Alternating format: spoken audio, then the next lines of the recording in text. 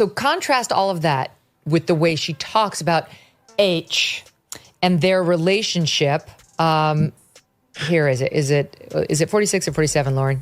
You choose. We were just hit so hard at the beginning with a lot of mistruths that I made the choice to not read anything. Therefore, there's something about the documentary's premise that doesn't add up. And therefore, Meghan can't say that she went into the marriage naively, as she tried to in the Oprah interview. January 2026. Meghan Markle just marked what she says was her 44th birthday, and the internet instantly went into celebration mode. Social media filled up with birthday wishes, cake photos, and celebrity shout-outs. Everything looked polished, cheerful, and perfectly timed. But there's a detail barely anyone is questioning, and that silence is loud.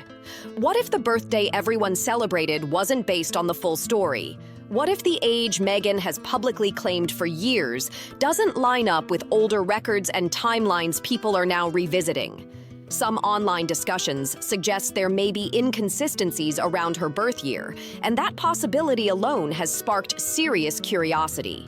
According to long-circulating claims, some sources point to 1977 instead of 1981. That's a 4-year gap, and in Hollywood, 4 years can change everything. I don't think that she'll ever let Harry go, because she is so fixated on having a title that she doesn't even have or deserve anymore, right? Yeah. Technically, she's not part of the royal family.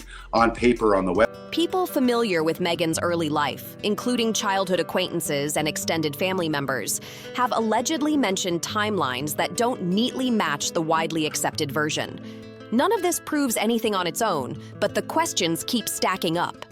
What really gets attention is that past comments attributed to Thomas Markle have resurfaced online. Some claim he referenced a different birth year in earlier conversations.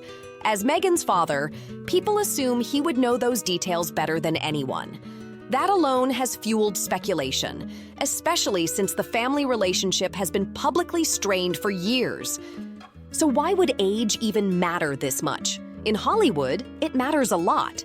Actresses face intense pressure once they reach a certain number, and casting opportunities shrink fast. Meghan spent years auditioning before landing her breakout role, and she's openly talked about how competitive and unforgiving the industry can be. Survival often means staying marketable. If someone were born earlier than publicly stated, that could change how their career timeline is viewed. For example, landing a major TV role in your early 30s versus mid-30s can feel very different in entertainment circles. That kind of perception shift can impact casting, branding, and long-term opportunities. Then there's the public narrative around her relationship with Prince Harry. Prince Harry wanted to make amends and come meet my dad. Wow, that's just crazy. I'll tell you right now, Prince Harry, if it has to do with anything with the Netflix crew and cameras, don't even bother. My dad's had enough crap from bogus PR stunts to last him for the rest of his life. Anyway. Officially, the age gap appears small, but even a few extra years can spark different conversations in the media.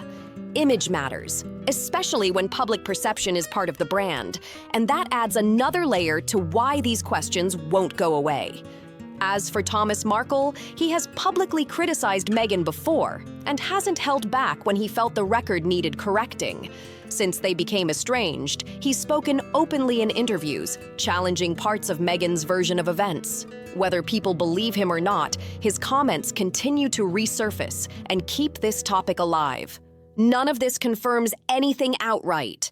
But the mix of old remarks, shifting timelines, and online discussions has people wondering why this question keeps coming back again and again. When reports surface suggesting Thomas Markle may have questioned or contradicted Meghan's publicly stated age, people pay attention. This isn't some random voice online. This is her own father, someone who was there from day one. That's why these claims keep circulating and refusing to disappear. Things get even more intense when a childhood acquaintance enters the picture. A former friend from Meghan's early years, an actor based in Los Angeles, shared a personal story that raised eyebrows across social media.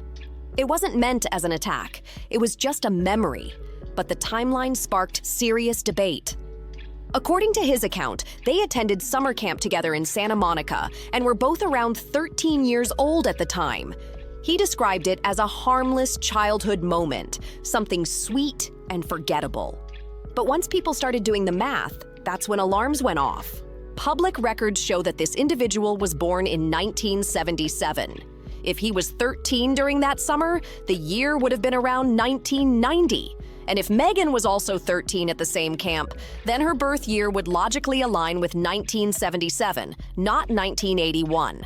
That's where the confusion explodes.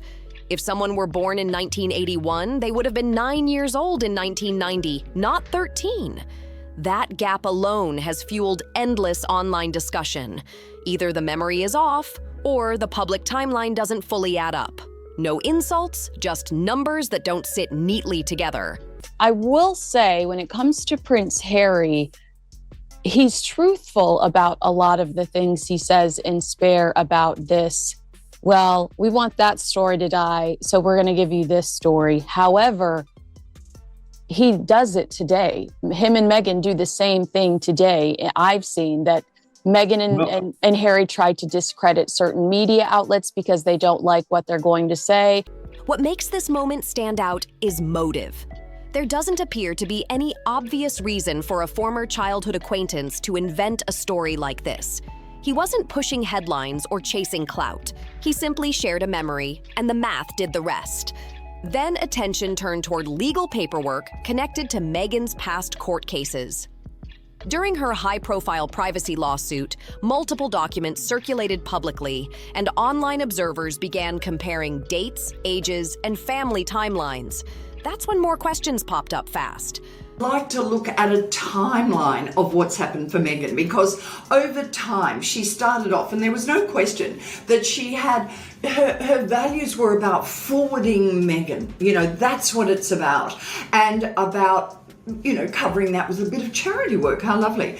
So she meets a prince. Social media users noticed inconsistencies involving age gaps and family details that didn't fully align with official biographies. It wasn't just one person nitpicking. It was many people noticing the same patterns independently. When that happens, curiosity spreads quickly. If everything matched perfectly, this conversation wouldn't exist. The fact that people spotted potential discrepancies in legal filings is what keeps the discussion alive. Perception matters, and visible cracks always attract attention. Then there's Meghan's half-sister, who has been outspoken for years. Public records confirm her birth year, and the commonly stated age gap has been widely accepted.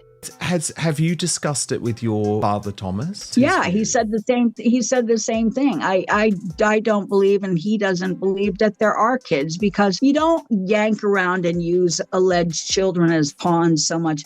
We're only going to let you see our children if you behave in a certain way, and we can control the landscape. However, some online sources claim alternative gaps were referenced in past statements, which only added fuel to the debate.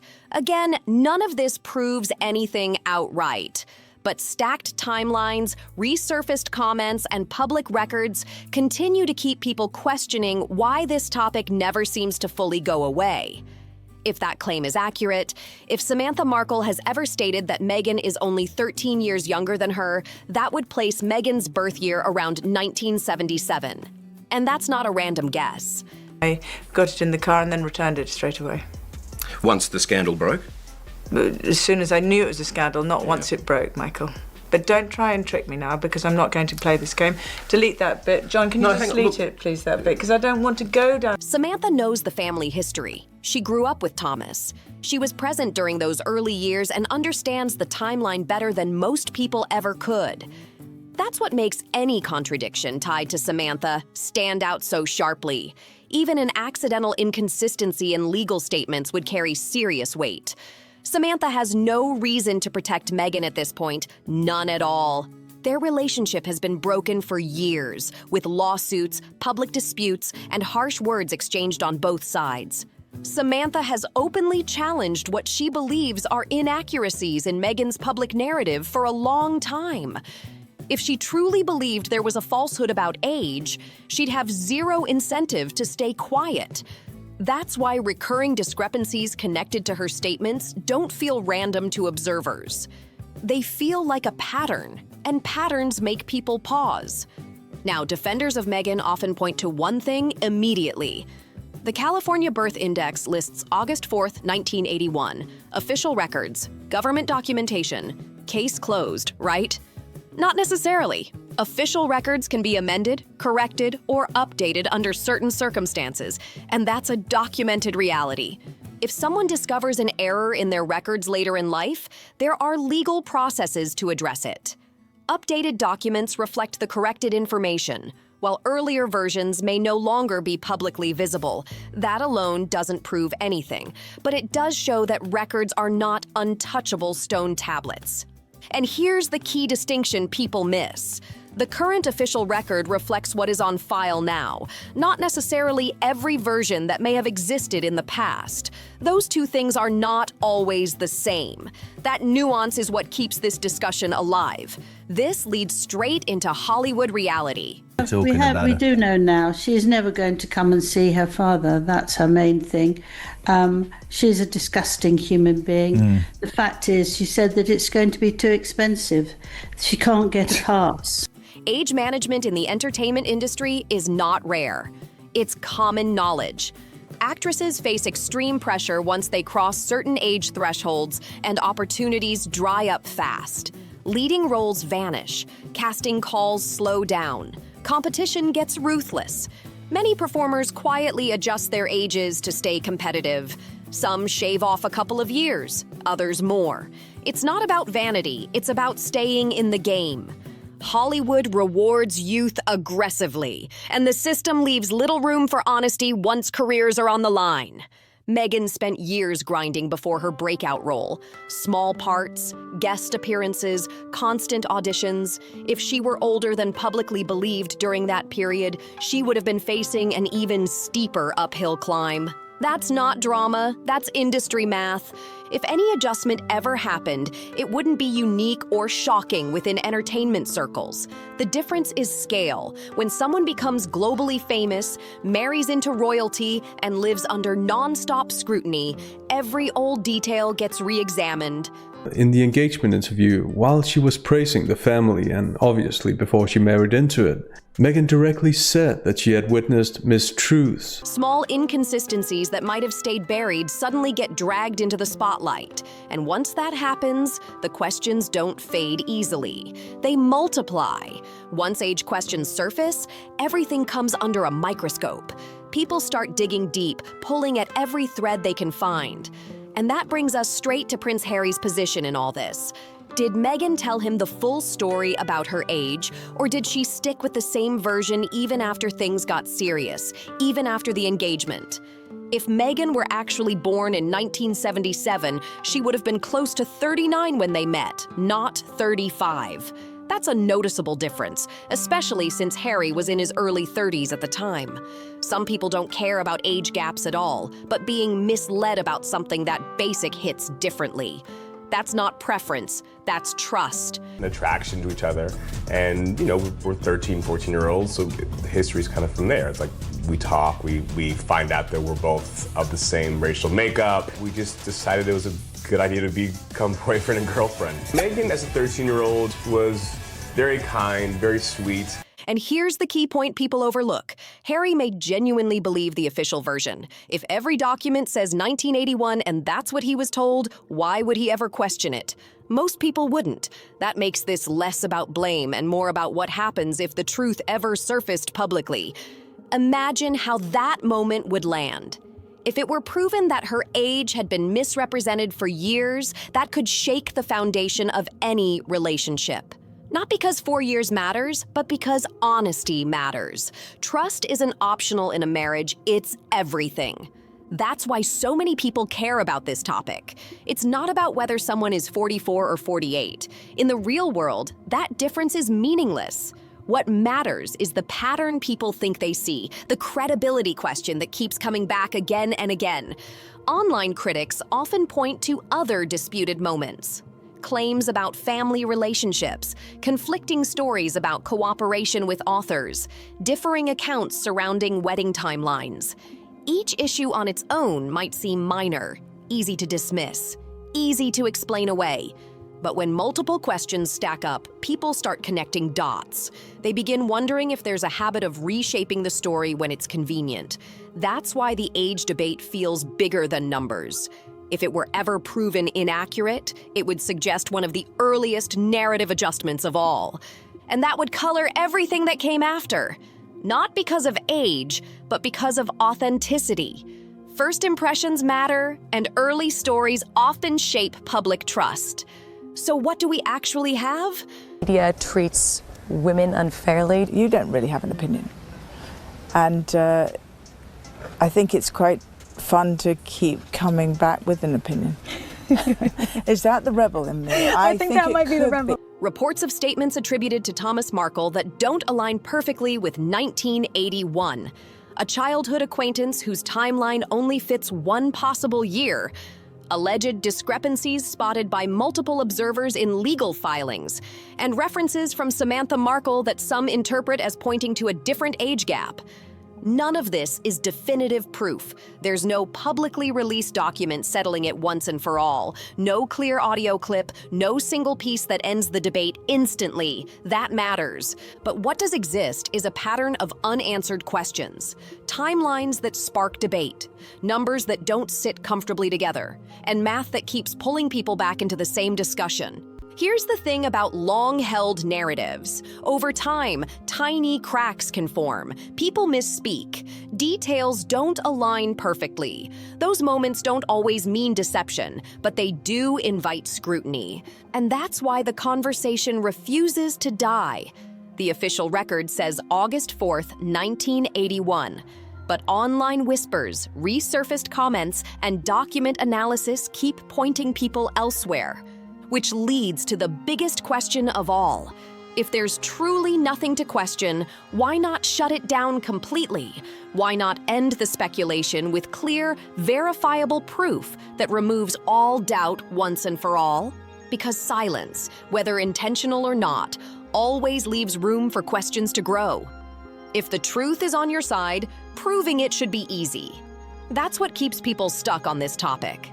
Instead of clear answers, there's been silence. No direct statement addressing the questions. No extra documentation shared publicly. Just the same official records and heated pushback from supporters online. And that silence stands out. Because if someone accused me of lying about something as basic as my age, and I had solid proof, I'd shut it down instantly. I'd put the receipts on the table and end the conversation for good. Letting speculation spiral makes no strategic sense if there's nothing to hide. Yet the questions are allowed to swirl. Markle, you and your new Netflix show, I wish you well. I don't know you. I've never been, I haven't watched Suits or anything, but Thomas Markle Jr., this is about you. Both your versions of your childhood could be true. And I grew up with siblings in a home and under the same roof. I mean, we have steps, but under the same roof, there were 4 of us. People keep reviewing timelines, checking dates, comparing stories, and spotting inconsistencies. And the longer that silence lasts, the louder it feels. Silence doesn't always mean guilt, but it absolutely leaves room for doubt. So here's the core question. If Meghan Markle was truly born in August 1981, exactly as stated publicly, why does this debate even exist? Why does a childhood acquaintance's story fail basic math checks? Why do reports suggest her father's past remarks don't fully line up? Why do multiple people independently keep noticing the same timeline issues? If the official version were airtight, none of this would survive scrutiny. The stories would align perfectly, the numbers would make sense, the discussion would have ended years ago. But instead, the same questions keep resurfacing, again and again, pointing in the same direction. Online discussions suggest a different possibility entirely, one that places her birth year earlier. That idea alone explains why the timelines clash, why the math creates tension, and why people won't let it go. Still, to be clear, none of this is definitive proof. No confirmed document has been released that settles the matter completely. But here's what fuels the debate. Claims tied to family statements, childhood memories, and legal paperwork analysis don't disappear just because time passes. Math doesn't change, timelines don't bend, and unanswered questions don't quietly fade. Until clear, verifiable evidence is shared publicly, this topic isn't going anywhere. Speculation will continue. The conversation will keep growing, and the silence surrounding it will keep being interpreted in every possible way. Innocent people usually respond with facts. They don't let confusion linger forever. And the fact that years later we're still here, still asking the same questions, still seeing the same inconsistencies debated, that alone explains why this story refuses to die. If you found this breakdown interesting, make sure to subscribe, like, and share. Drop your thoughts in the comments, and we'll see you in the next one.